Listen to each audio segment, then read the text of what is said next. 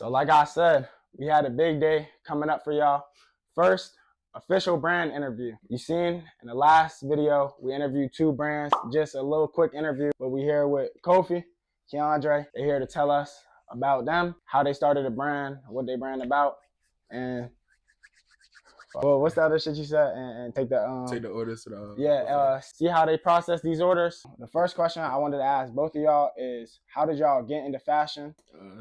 You want to start off? So for me, it was like, damn, I always be dressing and shit like since a kid, but then like I say probably like junior, senior year of high school, I had like really like it's like, oh shit, I actually love this shit. Like this actually where my passion went at, like after sports and shit. So I was like, fucking, I'm gonna just do it, start a brand or some shit. You had anybody in like particular that you used to see dressing that you was like, oh, that's hard? I was playing football, so I looked up to like athletes and shit. So certain athletes could dress and shit, like Odell or like a Diggs or some shit. So I'd be looking at them. I mean, yeah, kind of like what he said, like growing up, and it was a like together thing. Like we would go to H&M. I remember it was like 7th grade, the Martian sevens, the Jordans. So it was little stuff like that that added up. But we always like dressing. Like feel fresh, like he said. Like we played sports, so athletes did it. You look good, you feel good. So yeah, that type of thing. All right, so like y'all said, y'all have athletes that inspired y'all to dress the way y'all do. What inspired y'all to start a business and create the clothes that y'all create? I'd say, from my like perspective, I went to college for business, so it was always like a business thing for me. Not the clothing being a business, but I knew I wanted to be in the business world and like just create in general. Like I didn't know what it was gonna be, but I knew I wanted to create something. And the summer going into college, I say the end of senior year, that's when we would talk about it like in the chats and stuff. Like, damn, what if we made a clothing brand? But it was, it was like real hot. So everybody was doing it. And we didn't want to like make it seem like we was copying nobody or anything like that. So we just took our time, and that's probably the best thing that could happen. So we took our time with it, a lot of trial and error, and like a lot of stuff that went on behind the scenes that a lot of people didn't see. So like when you tell me like, dang, you guys blew up quick, it's a lot that went into that, like a lot that went into it. So yeah. What would you say for like the people that's doing something and they have the days that they feel like, damn, like this shit, like they just feel stuck? Like what was y'all doing to get through the days that felt like that? Honestly, you just gotta remember why you started doing what you was doing. For me, it's just I feel like once you just build a good habit of just doing shit or just making clothes or looking at clothes, it'll keep you going. Just remember why you started, for real. Yeah, and to build on that, you have to remember that why, because when the stuff like the money come and like when people telling you like, oh, you doing something, like if you let that block you, then it's over. Like you can get complacent real quick. And playing sports helped that a lot because playing sports growing up, you have a good game, somebody tell you, oh, you had a good game. Your next game could be your worst game if you don't practice the same way or even harder. So it was just it was the aspect of keeping in mind that it all can like go away if you don't continue to do your part and put your work into the process and stuff like that. And you gotta really love what you're doing, and you have to stay consistent. Some days we didn't want to do like it was hard because we was in college playing football. Like you got to study plays, you got to practice, you got this and that, you got film study, homework, all that. Knowing that you want to do something else that you can't really put your all into right now, but you got to do what you can in the moment. I hope y'all listening, man. I be saying a big reason with this content, the way that I do what I do, it's like you just gotta do it because nobody's gonna do it for you. If you really want this shit, like those days that you feel like it's not going well, those it's are like the days you really gotta like exactly. You really gotta lock in, and that makes you want it more. Nah, I feel like you get more confidence from that. Like when you go through certain things and you can overcome it, you get way more confidence from that. That's how we're able to tell other people like, okay, if you do such and such, that's because we went through it. Like I'll never tell anybody something that I didn't do myself or didn't try myself. And you can't really say something didn't work out unless you put in the time and effort for a certain amount of time. If you grind for something for 6 months, you be like, oh, that's not for me. You ain't really, that 3 month mark is when you're gonna find out, okay, you learned a little bit of it. To be honest, we didn't start learning about the business aspect of having a brand until probably a couple months ago, and that's being a year in. That's being a year in, like, because at first for us it was a passion. So it was okay, we're making nice clothes, blah blah blah.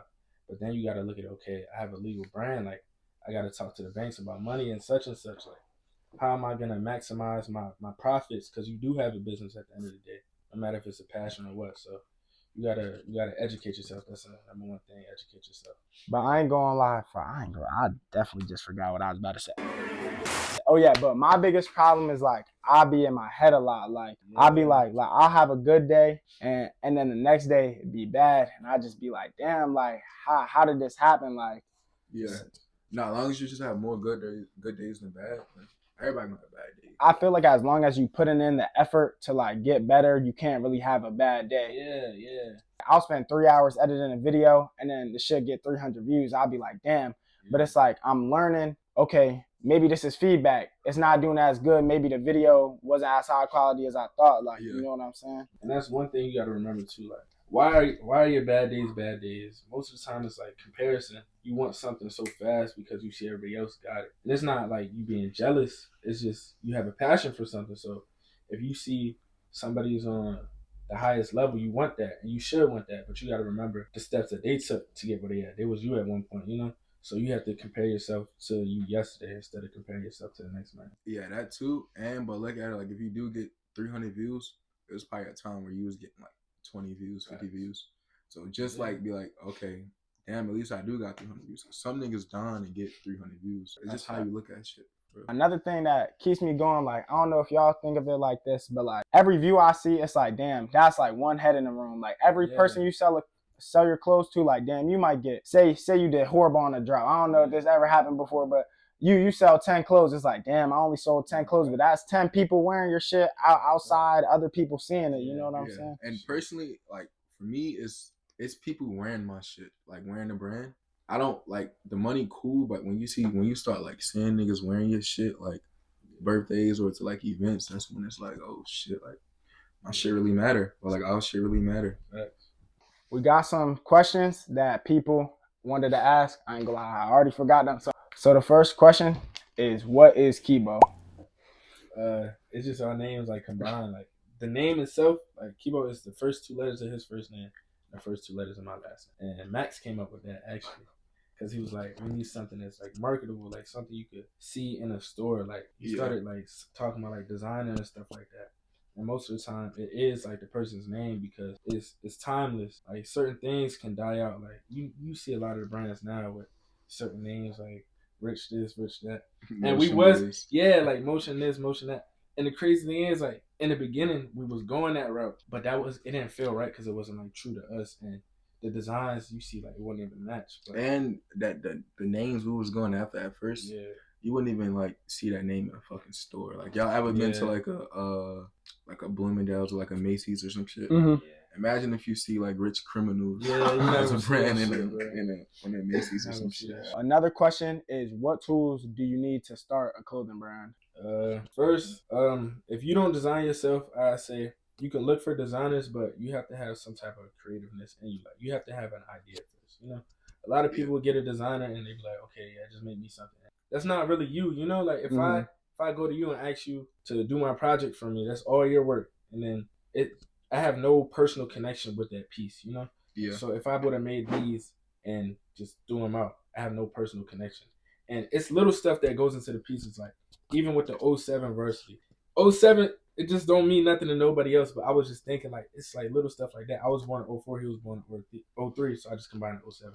And it only makes sense to us, but that's what makes it like, that's the connection I have with it. And that's what's going to make me push it more. Like, okay, like I'm connected to the piece. So like, I want people to wear it. I want it to sell. I want it this and that, you know? So things like that. You got to have a connection with your product. You have to have an idea. Manufacturers, things like that. Reach out to manufacturers. Make sure you have the right manufacturer for you. Ask questions. Do not get scammed. Do not get scammed. Do not get scammed. I promise you not get scammed. Know your materials. Know your size guides. I know you said that you went to school for business. What advice do you have to somebody for the business aspect of a clothing brand or just any other business that they would run? You can't learn enough. I promise you can't learn enough. Like, and that's something that I'm going through now, and I just recently went through.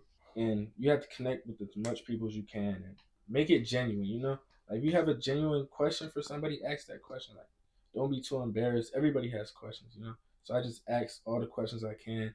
I try to build relationships with as much people as I can. Not a phony relationship either. Like, you know how you just hit me up, like, it's like, never hesitate for nothing. Like, it's a real like relationship, a real bond. Like, if I'm gonna like talk to you or mess with you, it's genuine. Like, from the business aspect of things, you have to stay educated. Like, people say school is not for me, and that's school is not for some people. Like, school is not for everybody.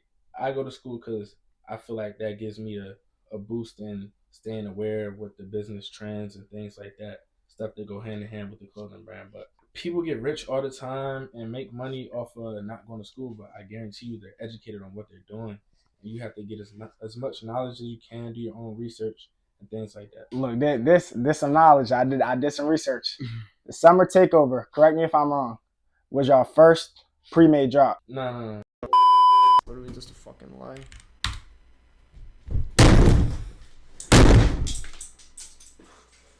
Fucking lie. I will fucking hear that dumpster. It's a fucking lie. Nah. We did all pre-made. We only did one. We did one pre-order. We that did was 2 the pre-orders. restock of these.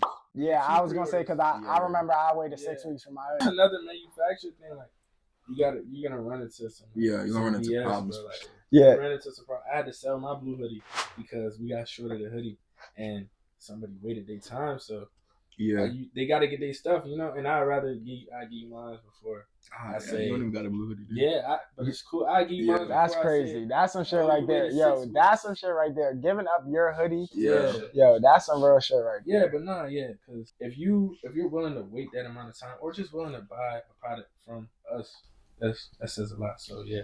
The question, I got the Kebo trivia wrong, but what do y'all prefer, the pre-made or the pre-order, and what is the pros and cons to doing both? For me, I prefer pre-made because I know myself. I ain't waiting those 6 weeks to get nothing. On the pre-order side, you'll get your money up front. Yeah. For the so pre-order is better for money. I guess it's more beneficial if you like low on money and you need like the money up front, and you're gonna get money on like the back end too. But for me, I think pre-made is fast, it's accessible, it's quick. You're gonna ship it out. So I would just go with pre-made. I feel like that's better, and you're gonna get money from both. Yeah, but. And you can retain customers more from pre-made. You know, because that's when we first started the brand. We was like, we don't want to do no pre-orders. We want fast shipping, everything, because that's how we felt. Like that's how we feel about clothes. Like I don't want to wait hella long for my clothes to come in, and it's a new season, and I can't even wear it no more. Like like you said, we only did pre-orders on. And this comes to the business side of things that we had to learn too. You know, we didn't want to have people wait long, but if the demand is there, you gotta give people what they want. So in the business aspect, the pre-order is probably one of the best things we did because we're not gonna get 100 hoodies and 200 people want the hoodies. So we just did the pre-order for stuff that we already dropped and maximize our sales, and we got, you get that. That makes sense. So the first time y'all dropped those hoodies, it was pre-made. Yeah. And then, okay, that makes people sense. kept asking, so like, fuck it, just drop it. Yeah. That makes sense. That makes sense. When the next drop is? We shooting for either Black Friday or around Christmas time because, again, maximize sales. But it's really on to us and when we get these samples in and if they're perfected in a certain amount of time. We don't want to rush the drop, but we have in mind like certain days we want to drop. All right, so we made it to the UPS store. You see Kofi got some packages about to drop off. This nigga tripping and falling. I ain't never been into a UPS store. For real?